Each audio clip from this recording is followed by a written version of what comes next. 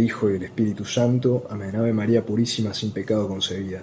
Bueno, queridos amigos de Buscando el Catolicismo, seguimos nuestra serie sobre el liberalismo, según el Magisterio de la Iglesia. Vamos a ver entonces hoy la segunda parte del documento pontificio encíclica, en forma encíclica, Mirari Vos, de Gregorio XVI, contra los errores modernos. Es un documento de 1832, ya cubrimos, leímos y comentamos la primera parte, ahora leeremos y comentaremos la segunda parte del documento, ¿sí? Entonces, bajo un subtítulo de Celibato Clerical, numeral 7, dice: queremos ahora nosotros excitar vuestro gran celo por la religión contra la vergonzosa liga que, en daño del celibato clerical, sabéis cómo crece por momentos, porque hacen coro a los falsos filósofos de nuestro siglo, algunos eclesiásticos que, olvidando su dignidad y estado y arrastrados por ansia de placer, a tal licencia han llegado que en algunos lugares se atreven a pedir, tan pública como repetidamente, a los príncipes que supriman semejante imposición disciplinaria. Rubor causa el hablar tan largamente de intentos tan torpes y fiados en vuestra piedad, os recomendamos que pongáis todo vuestro empeño en guardar, reivindicar y defender íntegra e inquebrantable, según está mandado en los cánones, esa ley tan importante contra la que se dirigen de todas partes los dardos de los libertinos. Comentario aquí, estamos en tiempos en los que se está discutiendo el tema del celibato clerical. Vale el comentario. Para Gregorio XVI es una locura, ¿no? Acá cabe decir, sin embargo, que el matrimonio y el orden sagrado han estado unidos en el tiempo primitivo de la Iglesia, y después se impuso el celibato clerical, de manera que uno podría argumentar que así como una vez hubo sacerdotes casados, nada impediría que eso volviera a ocurrir. Bueno, es un argumento válido, habría que ver cómo se examina. Aquí tenemos por lo pronto a Gregorio XVI, 1832, diciendo que el celibato clerical no sería buena idea, ¿no? Por lo menos echando en cara a los que piden, a los sacerdotes que piden el celibato, perdón, me confundí, criticando a los que dicen, a los que piden que se abra el tema del celibato clerical, que se suspenda, ¿sí? Perdón la falta de claridad. Matrimonio cristiano. Aquella santa unión de los cristianos, llamada por el apóstol sacramento grande en Cristo y en la Iglesia, reclama también toda nuestra solicitud por parte de todos para impedir que por ideas poco exactas se diga o se intente algo contra la santidad o contra la indisolubilidad del vínculo conyugal. Bueno, acá vamos a ver que los papas han condenado siempre el divorcio, ¿no? Esto ya se ha establecido en la sociedad. Esto mismo ya os lo recordó nuestro predecesor Pío VIII, de santísima memoria, con no poca insistencia en sus cartas, pero aún continúan aumentando los ataques adversarios. Se debe pues enseñar a los pueblos que el matrimonio, una vez constituido legítimamente, no puede ya disolverse y que los unidos por el matrimonio forman, por voluntad de Dios, una perpetua sociedad con vínculos tan estrechos que solo la muerte los puede disolver. Tengan presente los fieles que el matrimonio es cosa sagrada y que por ello está sujeto a la Iglesia. Tengan ante sus ojos las leyes que sobre él ha dictado la Iglesia. Obedézcanlas santa y escrupulosamente, pues de cumplirlas depende la eficacia, fuerza y justicia de la unión. No admitan en modo alguno lo que se oponga a los sagrados cánones o a los decretos de los concilios, y conozcan bien el mal resultado que necesariamente han de tener las uniones hechas contra la disciplina de la Iglesia, sin implorar la protección divina o por sola liviandad, cuando los esposos no piensan en el sacramento y en los misterios por él significados. Claramente hay una implícita condena de las relaciones de pareja sin el sacramento del matrimonio, ¿no? Por supuesto. Indiferentismo religioso. Esto es algo muy importante también, hoy en día muy difundido, incluso en el ámbito católico. Otra causa que ha producido muchos de los males que afligen a la Iglesia es el indiferentismo, o sea, aquella perversa teoría extendida por doquier, merced a los engaños de los impíos, y que enseña que puede conseguirse la vida eterna en cualquier religión, con tal que haya rectitud y honradez en las costumbres. Bueno, esto no se puede ni comentar porque es clarísimo, clarísimo. Es perversa la doctrina que dice que puede conseguirse la vida eterna en cualquier religión con tal que haya rectitud y honradez en las costumbres. O sea, incluso aunque haya honradez y rectitud en ciertas costumbres, no se podría alcanzar la vida eterna en cualquier religión, ¿no? O por cualquier religión, sino siempre gracias a la Iglesia Católica. Lo cual es distinto de decir que es imposible salvarse no siendo miembro formal del cuerpo de la Iglesia Católica. ¿Sí? Eso es distinto. Acá lo que está condenando es que alguien se pueda salvar gracias a la otra religión. ¿Sí? Esto iría contra el dogma: fuera de la Iglesia no hay salvación. Que de nuevo aplica también a quienes no forman parte visible, formal, como miembros formales del cuerpo de la Iglesia. Si dice el apóstol que hay un solo Dios, una sola fe, un solo bautismo, entiendan por lo tanto los que piensan que por todas partes se va al puerto de salvación, que según la sentencia del Salvador están ellos contra Cristo, pues no están con Cristo. Y los que tengan la fe católica y no la guardan íntegra y sin mancha. Perdón, me confundí, leí mal, dice: y que los que no recolectan con Cristo esparcen miserablemente, por lo cual es indudable que perecerán eternamente los que no tengan fe católica y no la guarden íntegra y sin mancha. Clarísimo. De nuevo, ¿significa esto que nadie se puede salvar sin ser miembro formal de la Iglesia? No, no significa eso. Se puede salvar de modo extraordinario, ¿sí? Es tema para otro video. No está diciendo que necesariamente uno tenga que ser miembro formal de la Iglesia. No, así no lo ha interpretado la Iglesia a esta doctrina.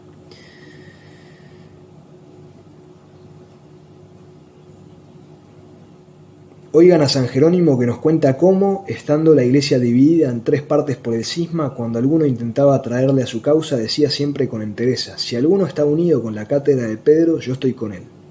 No se hagan ilusiones porque están bautizados. A esto les responde San Agustín que no pierde su forma el sarmiento cuando está separado de la vid. Pero ¿de qué le sirve tal forma si ya no vive de la raíz? Bueno, aquí esto va dirigido a los cismáticos, ¿no? Que dicen, se jactan de estar bautizados, y el Gregorio XVI le dice: no se crean que están salvados, sino que necesitan estar en comunión con la cátedra de San Pedro. Como dice la bula Unam Sanctam del Papa Bonifacio VIII, si no recuerdo mal, es necesaria para la salvación la comunión con el romano pontífice. Por supuesto, después la Iglesia aclarará, ¿no?, que obviamente el que tiene ignorancia invencible de este requisito para la salvación, por supuesto no tiene culpa, ¿no? Bien, aquí viene un apartado sobre la libertad de conciencia, el número 10. Numeral 10. De esa cenagosa fuente del indiferentismo mana aquella absurda y errónea sentencia, o mejor dicho, locura, que afirma y defiende a toda costa y para todos la libertad de conciencia. Este pestilente error se abre paso, escudado en la inmoderada libertad de opiniones, que para ruina de la sociedad religiosa y de la civil se extiende cada día más por todas partes, llegando la imprudencia de algunos a asegurar que de ella se sigue gran provecho para la causa de la religión. Y qué peor muerte para el alma que la libertad del error, decía San Agustín. Y ciertamente que, roto el freno que contiene a los hombres en los caminos de la verdad, e inclinándose precipitadamente al mal por su naturaleza corrompida, consideramos ya abierto aquel abismo, del que según vio San Juan subía un humo que oscurecía el sol y arrojaba langostas que devastaban la tierra. De aquí la inconstancia en los ánimos, la corrupción de la juventud, el desprecio por parte del pueblo de las cosas santas y de las leyes e instituciones más respetables, en una palabra, la mayor y más mortífera peste para la sociedad, porque aún la más antigua experiencia enseña cómo los estados, que más florecieron por su riqueza, poder y gloria, sucumbieron por el solo mal de una inmoderada libertad de opiniones, libertad en la oratoria y ansia de novedades. Bien, esta libertad de conciencia está muy condenada, ¿no?, por muchos papas. Hay acá todo un debate dentro de la Iglesia Católica sobre el tema del Concilio Vaticano II, porque el Concilio Vaticano II tiene un documento sobre la libertad religiosa, titulado Dignitatis Humanae, que a simple vista da la sensación, yo lo digo por haber hecho el experimento, da la sensación a simple vista de que hay contradicción, o sea, que la Iglesia está enseñando una doctrina nueva, o sea, que está básicamente enseñando algo que va en contra de esto que condenó Gregorio XVI. Esa sensación da al leer Dignitatis Humanae. Ahora bien, el mismo documento dice que tiene que ser interpretado a la luz de la tradición, y hay numerosos estudios que afirman que se puede dar esa continuidad. También hay otras opiniones entre teólogos que dicen que no hay continuidad, o sea que hay ruptura, pero que tiene más peso magisterial el Concilio Vaticano II que los documentos preconciliares. Por lo tanto, es un tema abierto. Podría estar en error la Iglesia Católica ahora, porque digamos estaría, si hubiera ruptura, la Iglesia estaría enseñando una doctrina condenada por los papas anteriores. ¿Podría haber caído en error? Y uno tiende a pensar que sí, porque la infalibilidad es solamente para cuando el Papa o el Concilio define algo, y esta doctrina de la libertad religiosa no es una definición. Así que podría haber error ahí. Sin embargo, en mi opinión, antes de precipitarse a declarar que hay error o contradicción, habría que hacer un estudio completo de la posibilidad de la hermenéutica de la continuidad, según lo declaró, lo propuso, mejor dicho, Benedicto XVI. Bien, el tema de la libertad religiosa será posiblemente en este canal de YouTube muy tenido en cuenta. Todo el tema de la polémica entre si hay continuidad, si hay ruptura, si hay error, si hay herejía. También, en mi opinión, no sería herejía. Si hubiera error, no tendría el título de herejía, ¿sí? Estrictamente. Porque no iría directamente contra algo revelado, ¿sí? En mi opinión. Bien. Ahí también sería más difícil porque habría que sostener que el concilio enseñó herejía y que esa herejía sigue estando en pie, y ya pasaron más de 50 años y la Iglesia estaría enseñando herejía oficialmente durante más de 50 años, por lo cual no parece muy convincente, ¿no? Bien. Libertad de imprenta. Debemos también tratar en este lugar de la libertad de imprenta, nunca suficientemente condenada, si por tal se entiende el derecho de dar a la luz pública toda clase de escritos. Libertad por muchos deseada y promovida. Nosotros nos horrorizamos, venerables hermanos, al considerar qué monstruos de doctrina, o mejor dicho, qué sinnúmero de errores nos rodea, diseminándose por todas partes en innumerables libros, folletos y artículos, que si son insignificantes por su extensión, no lo son ciertamente por la malicia que encierran. Y de todos ellos sale la maldición que vemos con honda pena esparcirse sobre la tierra. Aquí hago una aclaración más sobre el tema de la polémica con la libertad religiosa, incluso suponiendo incluso que la Iglesia hubiera caído en error o en herejía o lo que fuera, en el Concilio Vaticano II, eso no sería motivo suficiente para ordenar obispos contra la voluntad del romano pontífice o sin el consentimiento del romano pontífice, ¿sí? Es decir, no justificaría el independentismo de los que por un supuesto estado de necesidad, porque la Iglesia enseña herejía y hay que mantener la tradición, hay que ordenar obispos contra la voluntad del Papa. Eso no está justificado de ninguna manera. Para ordenar obispos se necesita el mandato del Papa, es materia de derecho divino. Al Papa le corresponde elegir los obispos y enviarlos. Y la misión necesaria, la misión venida de legítima autoridad de la Iglesia, también es necesaria siempre. Ningún estado de necesidad puede eludir o evadir la necesidad de una legítima misión, un legítimo envío por la suprema autoridad en el caso de los obispos.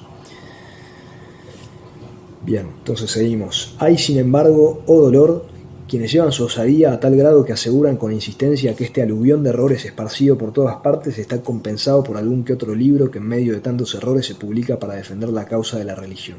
Es de todo punto ilícito, condenado además por todo derecho, a hacer un mal cierto y mayor a sabiendas, porque haya esperanza de un pequeño bien que de aquel resulte. Por ventura dirá alguno que se pueden y deben esparcir libremente activos venenos, venderlos públicamente y darlos a beber, porque alguna vez ocurre que el que los usa haya sido arrebatado a la muerte. Enteramente distinta fue siempre la disciplina de la Iglesia en perseguir la publicación de los malos libros, ya desde el tiempo de los apóstoles. Ellos mismos quemaron públicamente un gran número de libros. Está hablando de los apóstoles, y cita acá, ¿ahora quién cita? Bueno, Hechos 19, parece que está en la Biblia. Basta leer las leyes que sobre este punto dio el Concilio V de Letrán y la Constitución que fue publicada después por León X de feliz memoria, a fin de impedir que lo inventado para el aumento de la fe y propagación de las buenas artes se emplee con una finalidad contraria, ocasionando daño a los fieles. A esto atendieron los padres de Trento, que para poner remedio a tanto mal publicaron el salubérrimo decreto para hacer un índice de todos aquellos libros que por su mala doctrina deben ser prohibidos. Hay que luchar valientemente, dice nuestro predecesor Clemente XIII, de perpetua memoria, hay que luchar con todas nuestras fuerzas según lo exige asunto tan grave para exterminar la mortífera plaga de tales libros, pues existirá materia para el error mientras no perezcan en el fuego esos instrumentos de maldad. Colijan, por tanto, de la constante solicitud que mostró siempre esta sede apostólica en condenar los libros sospechosos y dañinos, arrancándolo de sus manos, cuán enteramente falsa, temeraria, injuriosa la Santa Sede y fecunda en gravísimos males para el pueblo cristiano es la doctrina de quienes, no contentos con rechazar tal censura de libros como demasiado grave y onerosa, llegan al extremo de afirmar que se opone a los principios de la recta justicia y niegan a la Iglesia el derecho de decretarla y ejercitarla. O sea, claramente la Iglesia tiene este derecho, hoy en día ya no lo hace más. Si debería hacerlo o no debería hacerlo, no lo puedo juzgar yo. Yo estoy de acuerdo con que se haga, parece saludable para la Iglesia y para el mundo.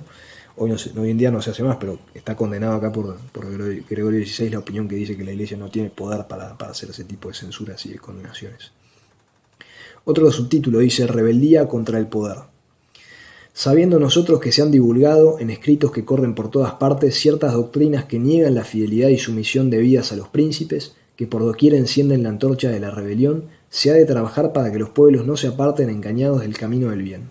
Sepan todos que, como dice el apóstol, toda potestad viene de Dios y todas las cosas son ordenadas por el mismo Dios. Así pues, el que resiste a la potestad resiste a la ordenación de Dios, y los que resisten se condenan a sí mismos. Por ello, tanto las leyes divinas como las humanas se levantan contra quienes se empeñan, con vergonzosas conspiraciones tan traidoras como sediciosas, en negar la fidelidad a los príncipes y aún en destronarles. Por aquella razón y por no mancharse con crimen tan grande, consta cómo los primitivos cristianos, aún en medio de las terribles persecuciones contra ellos levantadas, se distinguieron por su celo en obedecer a los emperadores y en luchar por la integridad del imperio, como lo probaron ya en el fiel y pronto cumplimiento de todo cuanto se les mandaba, no oponiéndose a su fe de cristianos. O sea, todo lo que se les mandaba, no oponiéndose a su fe. Ya en el derramar su sangre en las batallas, peleando contra los enemigos del imperio. Los soldados cristianos, dice San Agustín, sirvieron fielmente a los emperadores infieles. Mas cuando se trataba de la causa de Cristo no reconocieron otro emperador que al de los cielos. Distinguían al Señor eterno del Señor temporal, y no obstante por el primero obedecían al segundo. Así ciertamente lo entendía el glorioso mártir San Mauricio, invicto jefe de la legión tebea, cuando, según refiere Euquerio, dijo a su emperador: «Somos, oh emperador, soldados tuyos, pero también siervos que con libertad confesamos a Dios. Vamos a morir y no nos rebelamos. En las manos tenemos nuestras armas y no resistimos porque preferimos morir mucho mejor que ser asesinos».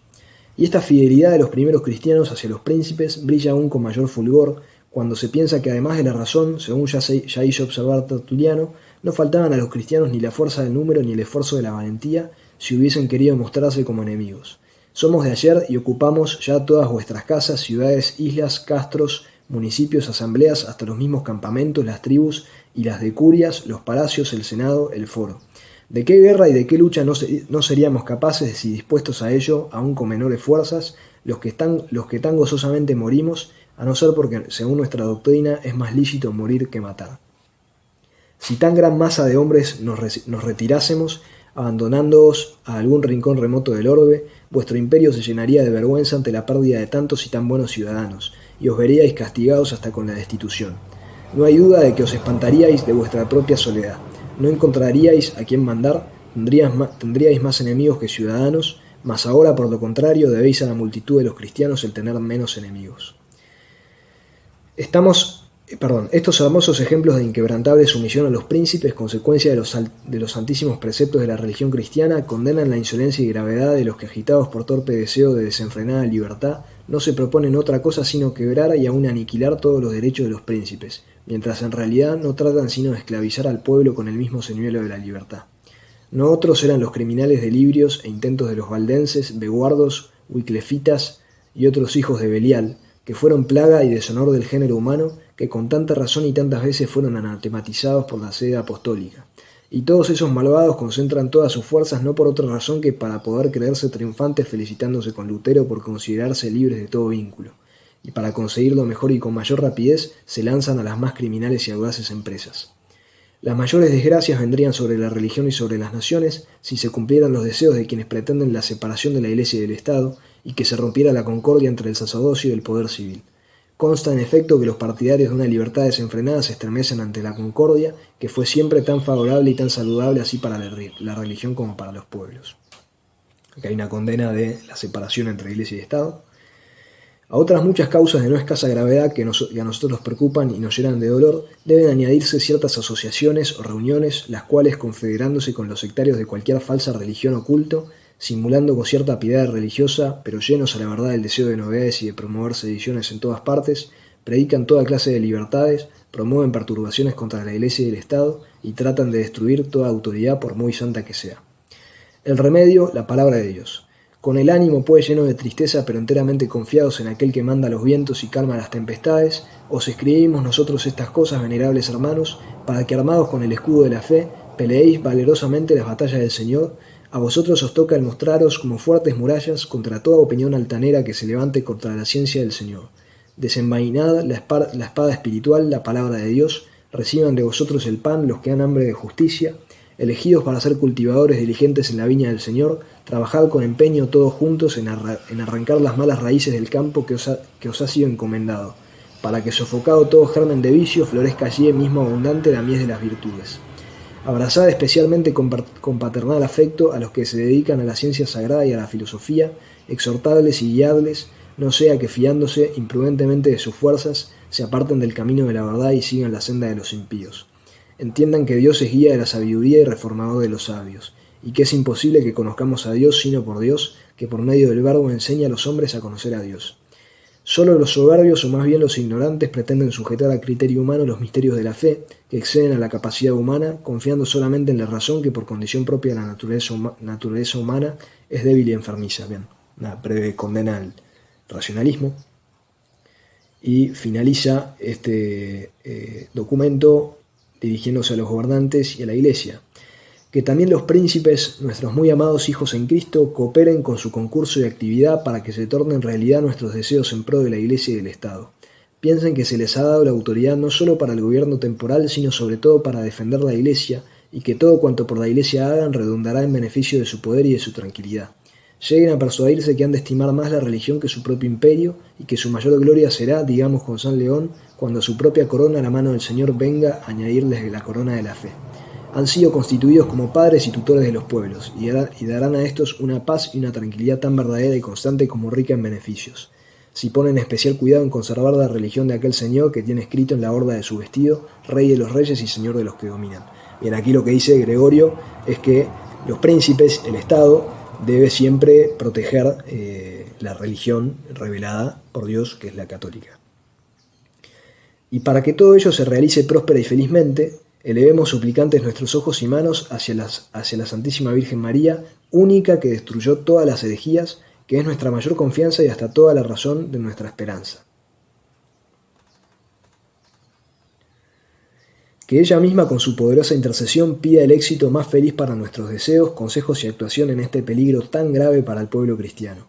Y con humildad supliquemos al príncipe de los apóstoles Pedro y a su compañero de apostolado Pablo, que todos estéis delante de la muralla, a fin de que no se ponga otro fundamento que el que ya se puso. Apoyados en tan dulce esperanza, confiamos que el autor y consumador de la fe, Cristo Jesús, a todos nos ha de consolar en estas tribulaciones tan grandes que han caído sobre nosotros, y en prenda del auxilio divino a vosotros, venerables hermanos, y a las ovejas que os están confiadas, de todo corazón os damos la bendición apostólica. Dado en Roma, en Santa María la Mayor, en el día de la Asunción de la Bienaventurada Virgen María, 15 de agosto de 1832, año segundo de nuestro pontificado. Bueno, menuda manera de comenzar un pontificado, Gregorio XVI, martillo de las herejías modernas. Bien, bueno, entonces lo que sigue en nuestra expedición por el magisterio de la Iglesia acerca del liberalismo es el magisterio de Pío IX. Aquí la Enciclopedia Católica nos recomienda algunos breves de Pío IX que voy a ver si puedo localizar. Y bueno, por supuesto, el Quanta Cura del 8 de diciembre de 1864 y el Sílabus, ¿no?